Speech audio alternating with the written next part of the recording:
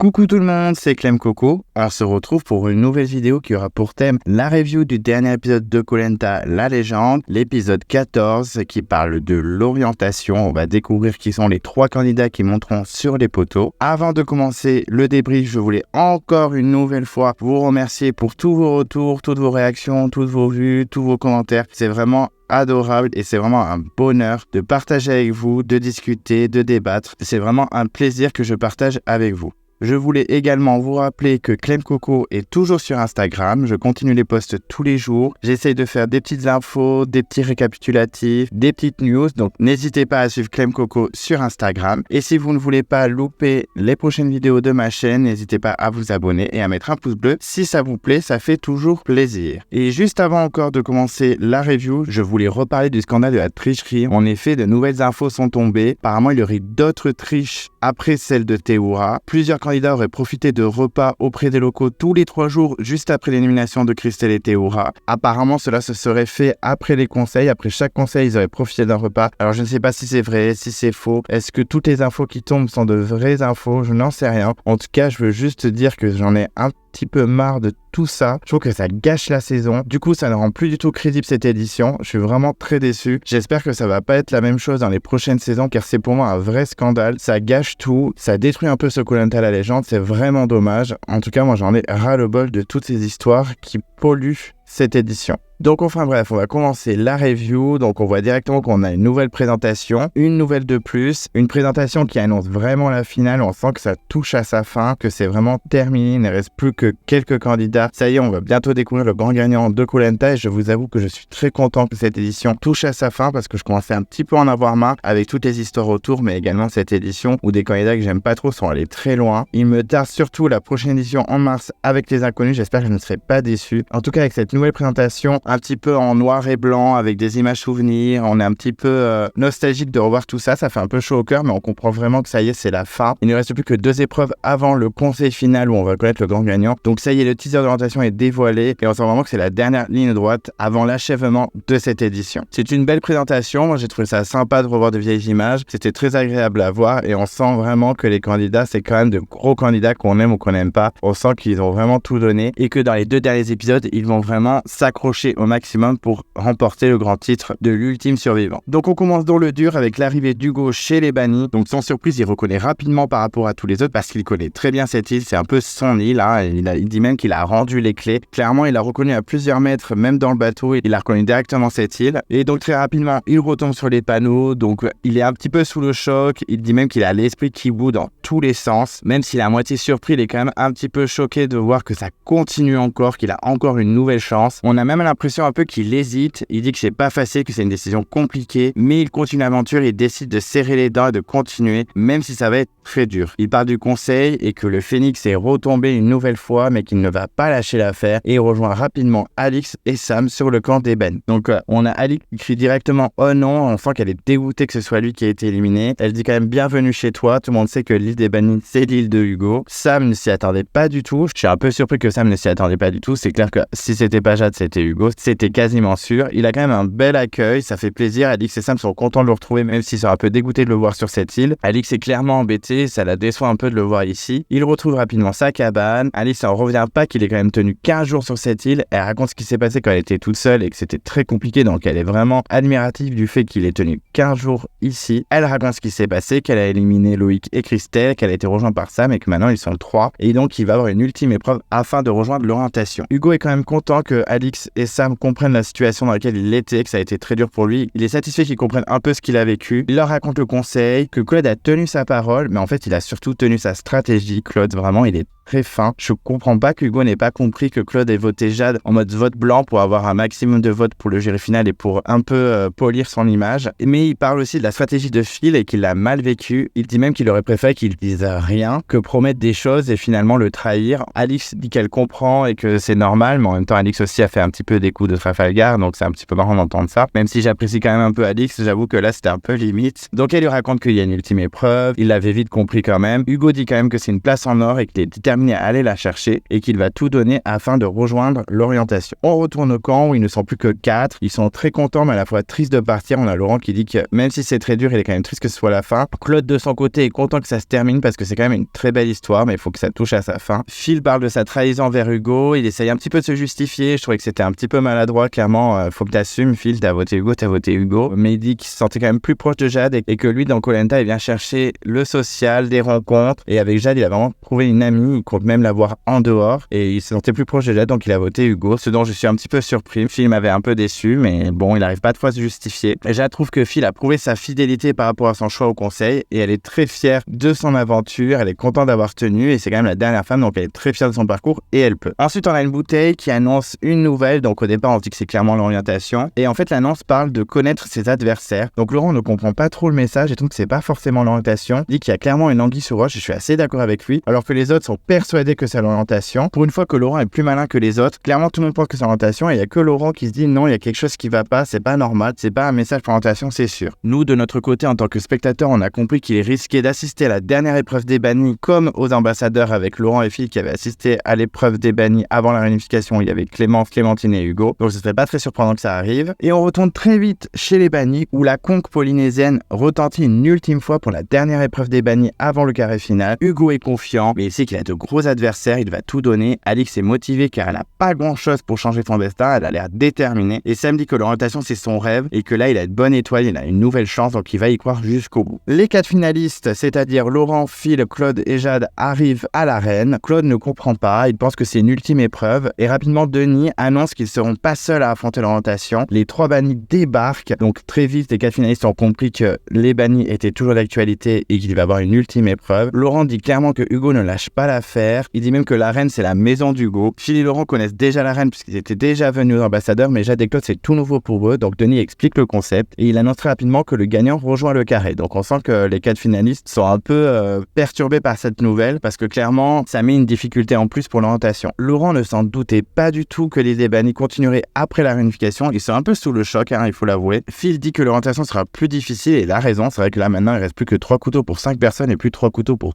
4 personnes. Phil espère quand même que Hugo va gagner. On a une réponse très froide d'Hugo qui dit ouais, c'est ça, en mode cause toujours. On a un petit clash, vraiment mini clash, mais un petit clash entre Hugo et Phil. Phil pense qu'il a tort, Hugo lui dit mais il y a pas de avoir tort ou ne pas avoir tort. Et là, franchement, je veux plus rien entendre. En gros, c'était trop pour lui. Je comprends Hugo, il s'était fait des promesses et Phil lui a mis un couteau dans le dos et là, Hugo ne veut même plus batailler. Là, je peux même plus l'entendre, ce que tu dis, c'est fini. De son côté, Alix est déterminé malgré la concurrence. Hugo veut vraiment gagner cette ultime épreuve, il est ultra motivé. Sam dit qu'il va être calme, il va être serein, il va pas stresser parce que le stress ça apporte vraiment des difficultés dans l'épreuve et ça peut te perdre. Donc il va vraiment faire les choses posément. Il y a Denis qui dévoile l'épreuve. Donc le labyrinthe géant, ils doivent aveuglément faire sortir une boussole qui est le symbole de l'orientation sur un grand labyrinthe. Le premier à sortir sa boussole intègre l'orientation. Alors c'est une épreuve qu'on a déjà vue sur plusieurs Koh Lanta comme Johor ou même le combat des héros. C'est une épreuve assez compliquée parce qu'on voit pas du tout le chemin qu'on fait. Il faut vraiment être concentré, compter sur ses sens, c'est-à-dire le toucher, la concentration, etc. Il faut vraiment être au taquet. Et donc les grands labyrinthes se dévoilent et l'épreuve commence. C'est parti, les 3 se jettent sur les structures. Au début, ils sont complètement perdus tous les 3. Ils doivent s'adapter à tous les obstacles. Ils descendent, ils remontent. C'est vrai que là, la pression est au maximum parce que vraiment, ils sont tous au même point. On sent que personne ne se démarque pour le moment. Ils touchent sans limite les tranchées afin d'avancer au plus vite. On a même qui ferment les yeux comme Sam pour vraiment se concentrer sur ce petit chemin à suivre. Hugo d'un coup prend une belle avance. Ali commence à avancer également de son côté, mais Hugo est déjà très en hauteur. Il avance bien, même si c'est pas encore tout à fait ça. Il se perd un peu en haut, mais vraiment il a une petite longueur d'avance. Sam est complètement perdu. Alors là, c'est vrai que Sam, il est complètement lost. Peut-être que c'est pas une épreuve pour lui finalement. Hugo remonte bien l'épreuve, on sent qu'il domine bien, alors que Sam est complètement lost. Et Alix patine un petit peu. Elle fait sans cesse des allers-retours. Vraiment, on sent que Hugo domine l'épreuve. Il est ultra efficace. C'est assez impressionnant. On a même Jade qui dit que c'est une épreuve clairement pour lui. Il est ultra en avance. Alix et Sam sont complètement bloqués. Sam continue en fermant les yeux afin d'avancer. Il reste concentré. Il ne lâche pas l'affaire. faire. Les 4 finalistes qui regardent l'épreuve constatent qu'Hugo se bat vraiment pour sa place, il lâche pas l'affaire. Sam et Alix sont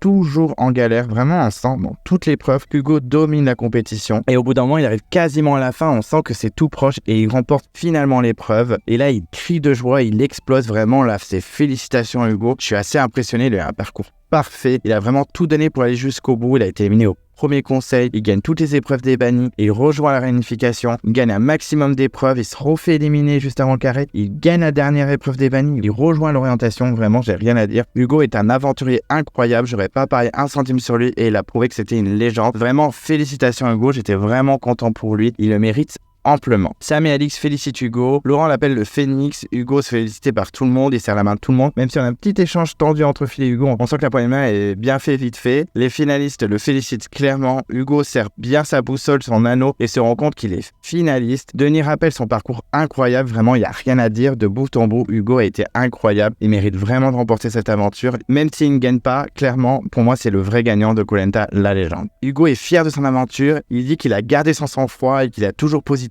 malgré les coups de mou. Vraiment, il a pas lâché l'affaire, il parle même de son fils et il espère qu'il sera fier de lui. On a Hugo qui se confie, il est même ému. C'est vraiment trop touchant parce que c'est tellement rare de voir Hugo se dévoiler. Donc vraiment, ça m'a vraiment touché. D'habitude, j'aime pas trop les séquences tire-larmes, mais là, vraiment, ça m'a touché parce que Hugo, c'est tellement rare, c'est pas souvent. Donc vraiment, c'est très appréciable qu'il fende un petit peu sa carapace. Denis constate qu'Hugo a été plus fort que les deux autres. Clairement, il était en avance, il a dominé l'épreuve, il n'y a rien à dire. Alix parle d'Hugo et l'encense. Elle est vraiment admirative et on a même Sam qui le félicite. Et il dit même qu'il aurait aimé avoir le même parcours qu'Hugo. Vraiment, Hugo est félicité par tout le monde et est respecté par tous les aventuriers. Et il le mérite car clairement, c'est l'aventurier de la saison. J'ai dit même que Hugo met un petit peu de stress pour l'orientation. C'est vrai que ça fait une personne en plus et Hugo est clairement, il a l'écro, il lâchera pas l'affaire. On a un fille qui est clairement inquiet. Il dit que Hugo a la rage. En plus qu'il a partagé une orientation en 2012 et Hugo avait remporté, même si c'était en dernière place, mais il avait quand même remporté l'orientation devant lui. Donc clairement, Hugo met un petit coup de pression au finaliste et ça fait pas de mal. Et donc, les 5 derniers aventuriers pour l'orientation sont connus. Il s'agit donc de Jade, Phil,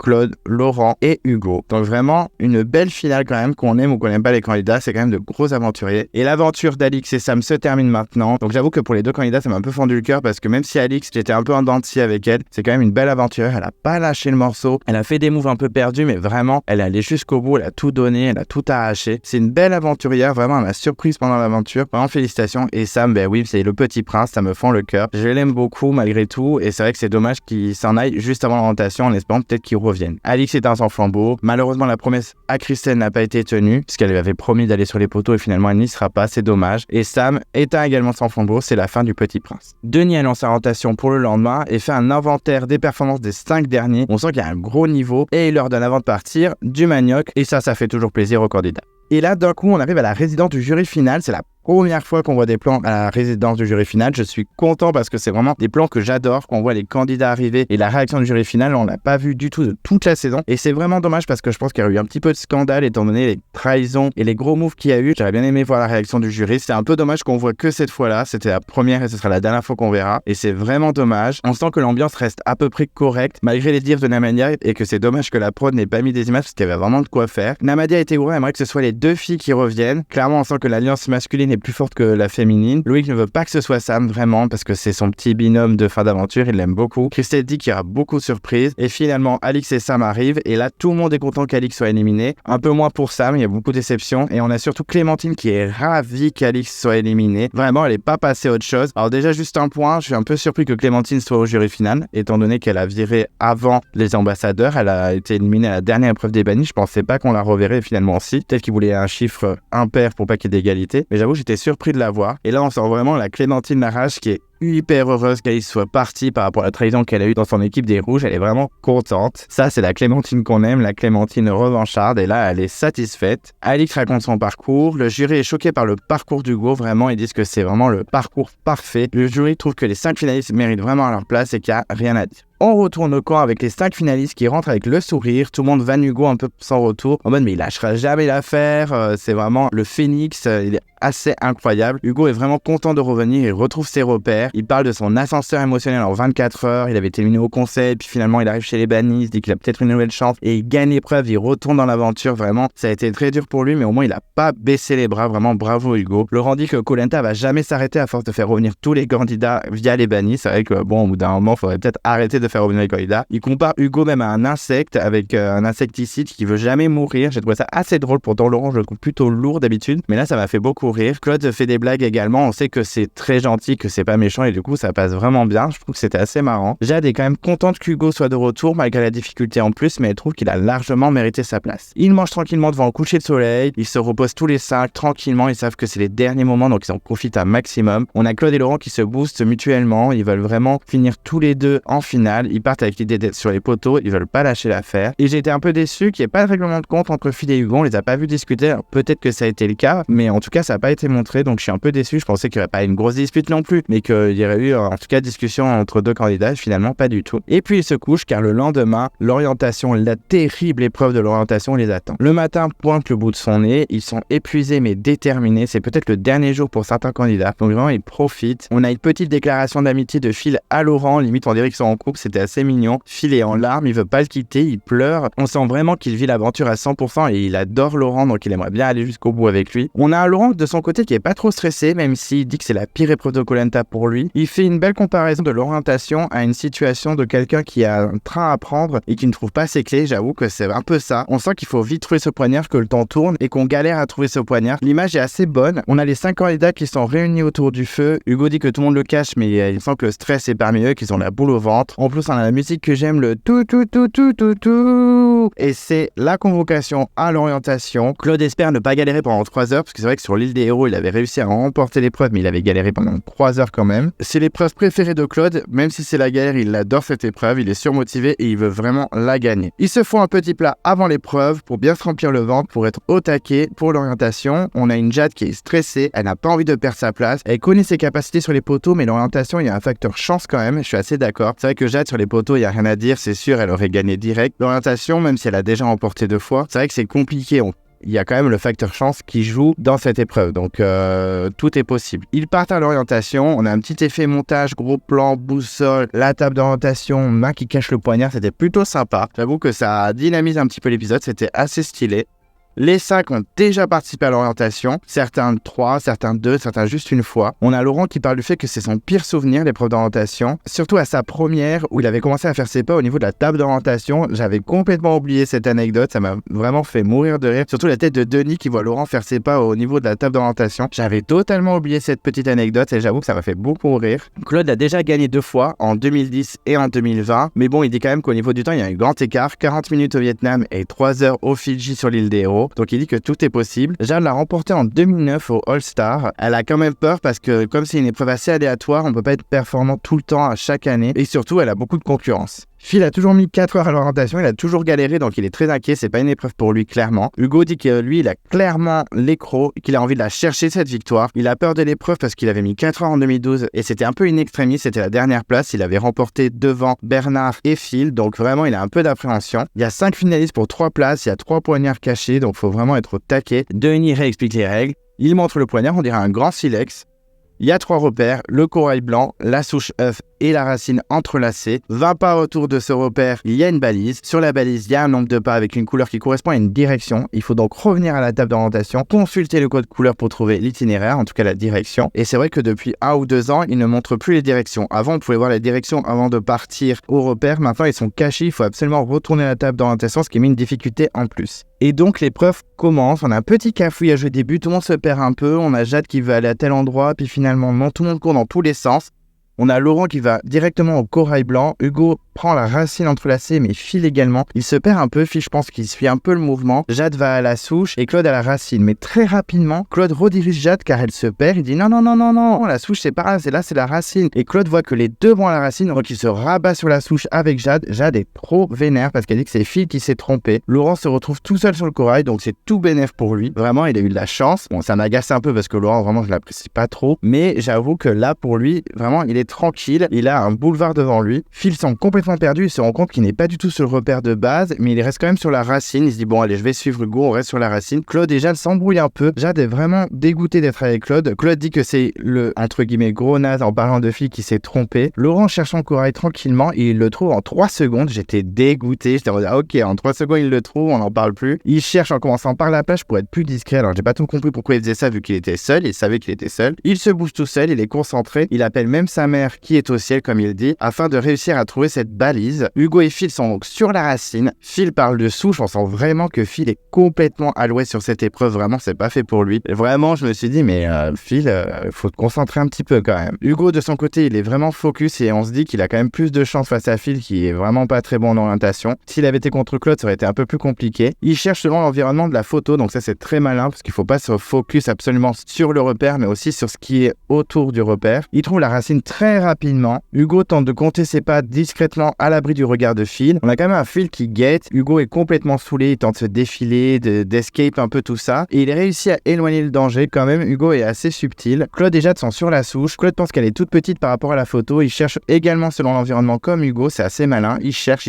Jade cherche également mais elles sont complètement perdues à côté de Claude. Laurent continue de chercher sa balise. On retourne chez Phil qui continue à être complètement lost. Il appelle même son repère comme un petit chien mais il ne trouve pas. Hugo lui il est vraiment sur la balise, il y croit. Pendant que Phil cherche désespérément lui son repère. Mais très vite Hugo trouve la balise. Il part directement en direction de la table et c'est vrai qu'il le fait de façon discrète. Il regarde bien si Phil n'est pas en train de le regarder et bam il part en courant. Ça m'a un peu rappelé Alexandra dans les 4 terres où elle s'était carrément assise sur le repère et une fois la balise trouvée elle s'était aussi éloignée discrètement et d'un coup elle avait couru vers la table. J'aime beaucoup ce moment parce que c'est vrai que ça révèle vraiment les stratégies de chacun. Il arrive devant la table et sa direction c'est donc nord-ouest. Claude ne trouve pas du tout son repère, il cherche son petit œuf, il guette quand même Jade pour voir où elle en est. Claude trouve finalement son œuf au bout d'un moment, il est très content que Jade soit à la rue. Il est stratégique dans sa recherche afin de ne pas semer le doute chez Jade. Hugo retourne vers sa balise, c'est un terrain vide, on ne voit pas où est Phil. Phil s'est perdu, il est perdu dans la jungle, où est-il? Il consulte sa boussole et il fait ses 48 pas, il commence à tout retourner, on sent qu'il peut être pas loin de trouver le poignard, vraiment Hugo a été ultra efficace. Puis Phil d'un coup tombe sur la racine et là il cherche la balise. Hugo commence à s'agacer, il panique un peu en voyant Phil se rapprocher de lui. Phil débarque, il commence à vraiment stresser alors qu'il est pas loin. On retourne chez Laurent, il n'a toujours pas trouvé sa balise, pourtant il nettoie tout vraiment, il est en train de tout retourner. Chez Claude de son côté, il tente de chercher directement mais Jade trouve l'œuf et donc ils sont même stade. Jade pense que Claude est peut-être en avance, ça fait style de chercher la souche, c'est un petit peu une comédienne et là chacun fait son petit jeu d'acteur afin de faire un petit peu illusion, c'est assez malin. Et puis ensuite Claude tombe sur sa balise, 22 orange, donc il part tranquillement vers la table, sa direction c'est sud-est, il revient très vite vers la balise et il est grillé directement par Jade. Claude lui avoue qu'il cherche le poignard, moi j'aurais fait pareil, j'aurais dit bon on va pas faire semblant, oui clairement j'ai trouvé la balise, je cherche le poignard. Et très surprenant, Jade lui cède la place. Alors là, j'étais hyper choqué. J'ai pas compris. Honnêtement, elle dit c'est bon, je vais pas te faire trop chier. Je vais aller de l'autre côté, je vais aller voir Laurent. Mais c'est une blague. Alors moi, déjà de base, à la place de Jade, si j'avais vu que Claude était avec moi sur le même repère, j'aurais direct tracé vers Laurent parce que je me dis que Laurent est quand même moins bon en l'orientation que Claude. Mais là, je sais qu'il cherche le poignard, je le suis comme un petit chat. Même si c'est pas très réglo entre guillemets, ce n'est pas du tout contre les règles de Koh Lanta, donc allons-y quoi. Je suis désolé, mais désolé Claude, mais je vais chercher aussi quoi. Donc j'étais un peu déçu qu'elle aille pas jusqu'au bout et qu'elle laisse la place de Claude. Donc une fois encore, on laisse un boulevard pour Claude. Donc on sait que Claude va trouver le poignard, il n'y a aucun suspense. Maintenant il se retrouve tout seul. Jade lui cède de la place et allons-y. Je suis un peu déçu de Jade, c'était fini pour elle. Laurent avait trop d'avance, je pense que c'était fini. Après on peut croire quand même à sa dernière chance, mais pour moi c'était fini. Là elle s'est mis une balle dans le pied, c'est terminé pour Jade dans ma tête à ce moment-là. Claude fait ses 22 pas, il est tranquille, il n'a plus personne. Laurent de son côté se perd complètement et là il décide de chercher directement le couteau sur la plage et dans les rochers. Il tente tout mais je trouve ça complètement perdu, vraiment au hasard. Je me dis après 3 aventures de Koh Lanta, tu pourrais donner un peu plus et chercher un peu plus. Et finalement, il se ravise sur la balise et il continue de chercher. Phil continue lui de chercher la balise. Hugo refait 1000 fois ses pas. Il commence vraiment à stresser. Il sent qu'il y a Phil sur ses côtes. Il est un petit peu stressé. Et là, on a Phil qui vient vers Hugo parce qu'il a compris qu'il a trouvé la balise. Hugo comprend sa tactique, mais il le taquine un petit peu. Il lui dit même, tu comptes un jour trouver la balise dans une orientation? Comment ça se passe? Et j'avoue que c'est un petit tacle bien placé. C'était très marrant. Mais bon, il lui dit clairement, je te taquine, c'est pour rigoler. Je comprends ton jeu. Mais bon, voilà, ça lui fait pas plaisir non plus. Hugo cherche dans les racines. Il gratte tout dans tous les sens. Et finalement, il réussit par trouvé le poignard, donc là j'étais ravi. On a Hugo qui s'effondre en larmes, il est vraiment content. Il appelle rapidement Phil, il dit qu'il l'a trouvé. On a un Phil qui est hyper fair-play, qui le félicite. Hugo booste Phil malgré tout, il dit allez vas-y donne tout. Malgré toutes les rancœurs et la trahison, il se le booste quand même, on sent que ça y est, il est dans l'euphorie. Il explose, il hurle, on sent que ça vient du cœur, ça fait plaisir de voir Hugo aussi hystérique. Il est fier de lui, vraiment félicitations à lui, il a un parcours de malade, je suis vraiment ravi qu'il soit sur les poteaux. Il est complètement soulagé, on sent que c'est une libération pour lui, il espère même avoir gagné l'épreuve, mais bon, il n'y a pas eu de corne de brume, donc honnêtement, il a de grosses chances d'être le premier. Et on retourne chez Claude qui cherche son poignard et d'un coup qui finit par le trouver dans un tronc d'arbre. Il a dit oui, j'en étais sûr que c'était en hauteur, il est ravi, il redit son dicton fameux pour son fils qu'il avait déjà dit dans l'île des héros. Et il trace directement voir Denis pour bien signer sa 23e victoire, mais il ne sait pas que Hugo a déjà trouvé le poignard et qu'il est en route pour le planter dans le poteau. Et finalement, c'est Hugo qui arrive en premier, qui enfonce son couteau dans le rondin. Claude arrive juste après, il est un peu déçu, mais il est content quand même d'être sur les poteaux, mais il n'aura pas eu sa 23e victoire, c'est dommage. Il en a déjà 22, c'est déjà assez exceptionnel, mais c'est quand même Hugo qui remporte cette épreuve et j'étais ravi. Et là, Denis annonce qu'il va actionner la corne de brume 2 fois pour bien annoncer au candidat qu'il ne reste plus qu'un poignard. Et du côté de Jade, on commence à s'agacer. Elle clash même Claude en disant qu'il devait pas être avec elle, mais en même temps, Jade, il fallait pas aussi le laisser seul, il fallait le suivre et essayer de trouver le poignard devant lui. Je suis un peu déçu du comportement de Jade, ça me fait chier pour elle parce que c'est une candidate que malgré tout, j'aime bien cette saison. Je l'aimais pas trop avant et là, je l'ai trouvé plutôt cool. Et là, elle s'est gâchée en ne mettant pas toutes ses chances de son côté. Moi, j'aurais clairement suivi Claude comme un petit serpent, rien à foutre. Et là, elle se retrouve à être perdue dans la jungle et à chercher le repère où Laurent est déjà bien avancé. Et finalement, Phil rejoint Laurent. Laurent est clairement dégoûté que Phil n'ait pas trouvé le poignard et qu'il se retrouve pour la dernière place face à lui. Il ne voulait pas être en rivalité contre lui. On sent vraiment que leur amitié est très solide. Phil finalement retrouve le repère, donc ils sont à peu près à égalité. On a une Jade qui est complètement perdue dans la jungle. Là, clairement... elle est complètement lost, on sent que c'est perdu pour elle, c'est fini. Et finalement, Laurent trouve la balise, 28 vert clair. Il part vers la table d'orientation discrètement. Il est boosté par les 2 premiers gagnants qui disent « Allez Laurent, donne tout ». Et là, d'un coup, Phil, il n'entend plus rien. Et il comprend que Laurent a peut-être trouvé la balise et qu'il est parti à la table. Donc Phil est en mode « Oulala, ça commence à être compliqué pour moi ». Laurent revient, il fait ses pas et cherche le poignard, mais c'est assez brouillon. En plus, il est suivi par Phil en mode « Bon, j'ai pas trouvé la balise, mais je vais clairement te suivre ». C'est un peu la panique. Laurent est clairement dégoûté que Phil le suive comme ça, mais après, c'est Koh-Lanta. Il faut qu'il en reste qu'un. Je veux pas perdre mon temps à trouver la balise et à aller à la tentation, faire mes pas, etc. alors qu'il est déjà en train de chercher le poignard et que je peux le trouver devant lui. C'est pas ultra fair play, on est d'accord, mais c'est dans les règles de Koh-Lanta. On trahit pas la règle. Jonathan, quand il a trouvé le poignard devant Laure alors qu'il l'avait suivi, il est quand même allé sur les poteaux. C'est pas une très très belle victoire, on est d'accord. Mais bon, au moins, le but c'est d'aller jusqu'au bout. Donc tous les coups sont permis. Jade s'agace un peu dans la jungle, elle sent que la défaite va arriver dans sa tête, mais elle lâche pas. Vraiment, elle lâche pas, elle va jusqu'au bout. On a Phil qui veut trouver la balise, il veut faire les choses dans les règles de l'art. Et puis surtout, il veut vérifier si Laurent ne se trompe pas parce que clairement, il ne trouve pas le poignard. Il trouve la balise, il part à la table d'orientation et il laisse un peu Laurent tranquille. Il dit bon, je laisse un peu Laurent tranquille, mais bon, je veux vérifier s'il se trompe pas. Laurent continue de chercher désespérément de son côté. Et là, arrivé à la table d'orientation, Phil se trompe de couleur. Il prend le bleu clair en pensant que c'est le vert clair. Et dans sa tête, Laurent s'est trompé alors que Laurent avait bien raison. Il ne s'est pas trompé. C'est Laurent qui a trouvé la bonne couleur. Donc Phil part dans tous les sens. Jade vient de tomber sur le corail. D'un coup, elle est trop heureuse. D'un coup, elle se dit c'est bon, j'ai une nouvelle chance, je lâche pas. Ils sont donc maintenant 3 sur le même repère. Elle fait ses 20 pas afin de trouver la balise. Elle pense qu'elle a un avantage. Elle pense même que les garçons sont en train de galérer alors que non, ils ont déjà trouvé la balise. Elle se pense en avance vu qu'il y a personne. Elle panique beaucoup, elle stresse au max. Et là, on a un Phil qui revient et il retrouve Jade. Donc finalement, Jade se dit qu'elle avait pas tant d'avance que ça. Elle continue de chercher la balise. Laurent doute par rapport aux recherches de Phil. Il se dit mais qu'est-ce qu'il fait? Pourquoi il cherche dans ce sens-là? Phil se retrouve donc sur le sable alors qu'il n'y a pas du tout de poignard sur le sable. Phil est complètement désorienté. Il a fait n'importe quoi. Il s'est trompé dans les couleurs. C'est du Phil quoi. Hein. On va pas être choqué non plus. Mais c'est vrai que là, il est complètement lost. Et là, on a Jade qui nous fait une remontada. Elle trouve la balise et là elle décide clairement d'assumer de suivre Laurent. Ça c'est bien Jade, enfin t'aurais dû le faire avec Claude mais c'est pas grave. Elle préfère suivre Laurent que perdre du temps à aller à la table. Phil ratisse le sable en vain, clairement on aurait dit un petit chat qui était dans sa litière.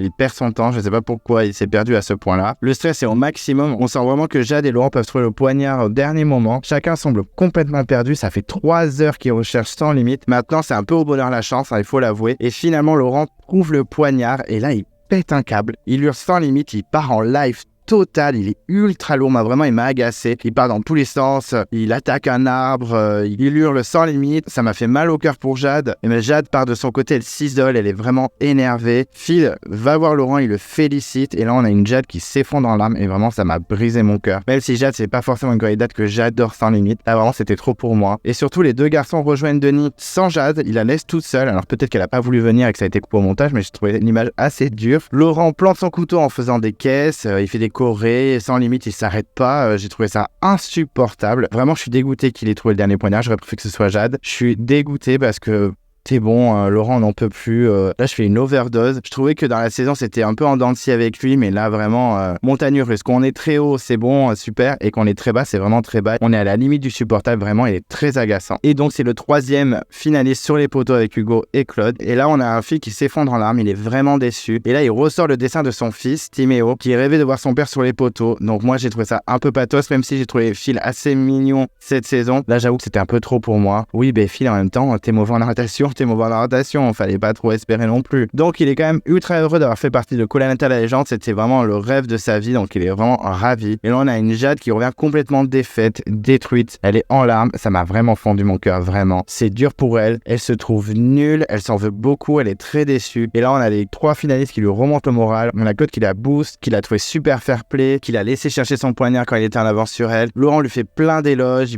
elle peut être fière d'elle. On a même Denis qui lui rappelle son parcours, toutes ses victoires dans Koh-Lanta, son fond de beau qui n'a jamais été éteint. Vraiment, Jade, c'est quand même une très belle aventurière. C'est la femme de Koh-Lanta qui a gagné le plus d'épreuves individuelles. Elle n'a pas à rougir de son parcours dans Koh-Lanta, même dans la légende. Vraiment, Jade, elle était parfaite. C'est vraiment dommage pour elle qu'elle ne soit pas sur les poteaux parce qu'elle aurait pu les remporter. Elle aurait mis tout le monde à l'amende. Et donc, Jade et Phil sont définitivement éliminés. Les 5 aventuriers se font un câlin. On a même Hugo qui dit à Phil que c'est un vrai. Alors là, j'étais en mode, carrément, on est passé de je veux plus te parler à maintenant t'es un vrai aventurier. Ok, peut-être qu'ils se sont expliqués entre temps qu'on n'a pas vu ça au montage, mais c'est dommage. C'est vrai que là, j'ai pas trop compris. Laurent dit que Jade, c'est sa plus belle rencontre dans ce Koh-Lanta. On sent vraiment qu'il y a une amitié qui s'est liée. Laurent et Phil se disent au revoir, une amitié très très forte. On sent vraiment qu'ils sont très unis. Et les 2 perdants repartent très tristes et vraiment déçus par leur performance. Donc Denis parle des poteaux qui auront lieu le lendemain, l'ultime épreuve. Le gagnant choisit son finaliste et ils affrontent le jury final. Les 13 derniers éliminés. Laurent dit qu'il y avait du niveau cette année et qu'il est fier d'être dans les 3 derniers malgré en concurrence. Il y a quand même pas mal de candidats qui ont été éliminés. C'était des gros candidats. Pour Claude, c'était un peu une habitude. 4 Koh-Lanta, 4 fois sur les poteaux, c'est une performance assez incroyable. Je suis assez admiratif de sa constance. Il veut vraiment remporter l'aventure. Il dit quand même c'est le seul des 3 qui n'a pas gagné, laissez-moi ma place. Il veut vraiment marquer son nom dans Koh-Lanta. Et c'est vrai que même si je trouve que c'est un peu baladé cette saison, qu'il a été ultra protégé, il mérite quand même pour une fois de gagner, même si je préfère que ce soit Hugo. C'est le seul des 3 qui n'a jamais gagné, donc pourquoi pas. Et Hugo n'aurait jamais osé écrire son aventure, donc il l'a fait. Cette citation était plutôt jolie. Il est honoré d'être à côté de Claude et Laurent qui sont quand même de grands aventuriers, il faut l'avouer, même si Laurent je suis pas ultra fan. Hugo mérite clairement de gagner, moi c'est mon préféré des 3. Si Claude gagne, ça m'embête un peu, mais il est quand même assez méritant. Mais clairement, si Laurent gagne, je serais très déçu. Mais on a quand même un beau trio, même si certains étaient pas mal protégés. C'est quand même un beau trio. Les 3 finalistes repartent sur le camp et sont au taquet pour les poteaux qui se dérouleront donc le lendemain. Et pour nous, ce sera la semaine prochaine. On a donc le teaser de la semaine prochaine avec les poteaux. On a une présentation de chaque candidat. Ils teasent clairement les poteaux. Ils donnent pas plus d'infos. En tout cas, on est impatient de voir qui c'est qui va gagner, même si j'ai un petit peu ma petite idée. Je sens clairement que la finale se fera entre Claude et Laurent. Je suis un peu déçu parce que Hugo, pour qu'il soit dans les 2 derniers, il faut absolument qu'il gagne les poteaux. Alors c'est peut-être possible puisqu'il a gagné les poteaux dans son édition, mais là il a vraiment de gros candidats en face de lui. Même Laurent peut tirer son épingle du jeu même s'il n'a jamais gagné les poteaux. Clairement ça va être compliqué pour lui. J'espère quand même que Hugo sera dans les 2 derniers, mais je suis quasi persuadé que ce sera Claude et Laurent puisqu'il ne sera jamais choisi par l'un des 2 car ils sont trop liés. Et en plus Hugo a un super avis du jury final. Clairement si Hugo est dans les 2 derniers, il remporte l'aventure. Donc voilà, au niveau du bilan de l'épisode, malgré l'orientation qui est une épreuve que j'apprécie pas trop, que je trouve très longue, je me suis pas ennuyé. C'était plutôt bien fait. Il n'y a pas eu trop de surprises au niveau des finalistes sur les poteaux. J'étais persuadé que ce seraient ces 3-là, donc pas trop de surprises. Mais je me suis pas ennuyé. L'épreuve des bannis était plutôt stylée. J'ai trouvé Hugo ultra performante. Clairement, Hugo, c'était l'homme de l'épisode. C'était bien foutu, bien monté. C'était assez bien réalisé pour pas qu'on s'ennuie. En tout cas, j'ai trouvé ça très sympa. J'étais au taquet du début à la fin. Pas de grosses surprises, ça c'est un peu décevant, mais plutôt sympa. Au niveau du bilan des candidats, on va commencer par les filles, puisqu'il n'y en a plus beaucoup. Donc Jade, vraiment, elle a tout donné. C'était la dernière femme dans l'aventure. Moi, au début, j'étais pas très content qu'elle soit dans la légende, même si elle le méritait. Mais finalement, elle m'a surprise au fil des épisodes. Elle a été assez incroyable. Je suis un peu déçu qu'elle soit pas sur les poteaux parce qu'elle aurait pu gagner. Vraiment, c'était une belle aventurière. Elle a jamais trahi personne. Elle a jamais fait de grosses stratégies. Elle a toujours essayé de se sauver assez proprement, je trouve. En tout cas, félicitations à elle. Elle a fait un très beau Koh-Lanta. Je pense qu'elle ne reviendra jamais parce que c'est bon, elle a fait 3 fois et je pense qu'elle en a fait le tour. Vraiment, félicitations à elle. Je trouve que c'est une belle aventurière. En tout cas, elle a une belle image et elle mérite vraiment sa place de finaliste et c'est dommage qu'elle soit pas allée plus loin. Alix, elle aura vraiment tout donné jusqu'au bout. C'est une aventurière qui a été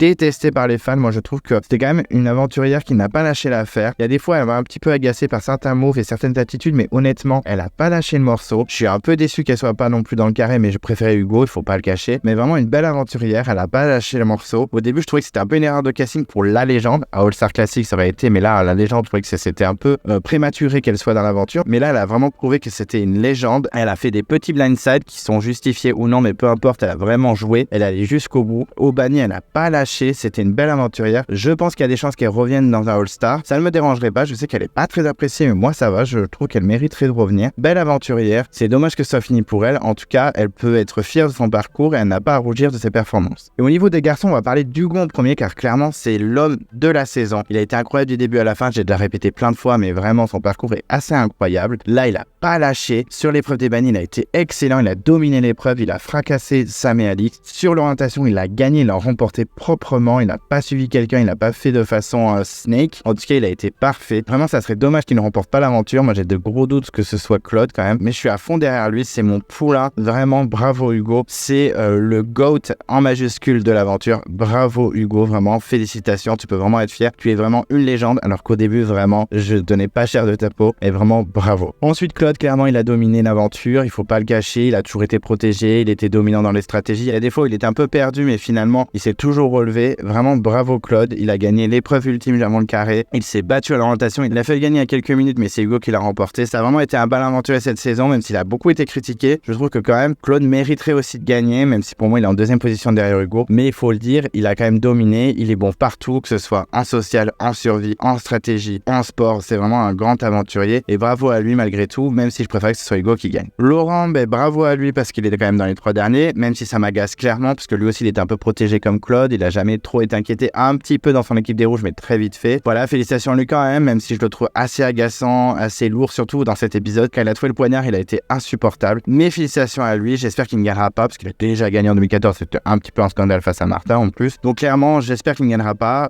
Mais bon, il s'est bien battu. Il a un très bon social, c'est ce qu'il aide beaucoup. Il a quand même bien géré la stratégie dans cette saison. Il faut pas le cacher. Vraiment, je suis pas fan, mais il faut avouer que voilà, il mérite quand même un peu sa place sur les poteaux. Phil, trop transparent pour moi dans la saison. Là, sur l'orientation, il était complètement perdu. Il a trahi Hugo dernier moment, on ne sait pas pourquoi. Il a pas fait des bons moves, même si je l'ai trouvé plus touchant que dans les aventures précédentes. Vraiment, Phil, j'ai pas trop compris. Il est allé à l'orientation tranquillement. Il a jamais été inquiété, un petit peu quand il était chez les jeunes vite fait. Vraiment, j'ai pas trop compris son comportement tout au long de la saison. C'est pas un candidat que je déteste, mais je l'ai trouvé un petit peu en dessous des 4 autres finalistes. Voilà, je suis pas trop déçu qu'il soit éliminé. Il méritait pas d'aller sur les poteaux pour moi. Il s'est pas assez battu, il a jamais été inquiété. Il était pas non plus ultra performant sur les épreuves. Il a gagné, je crois, 1 ou 2 épreuves, celle avec Alix et celle de l'étoile où il a quand même été assez performant. Mais il a pas été incroyable non plus. J'ai vu un tweet d'Amel, la gagnante de la saison 2, qui a dit que c'était clairement pas une légende. Je trouve ça un peu dur de la part d'Amel, mais je suis un peu d'accord avec elle quand on compare par rapport aux autres. Oui, clairement, c'est pas non plus la grosse légende. Tant mieux pour lui, il a réalisé son rêve, mais pour moi, c'est bon. Je suis bien content que ça s'arrête pour lui, parce que s'il avait été sur les poteaux, ça aurait été pas trop mérité par rapport aux 4 autres. Et puis Sam, Sam c'est dommage,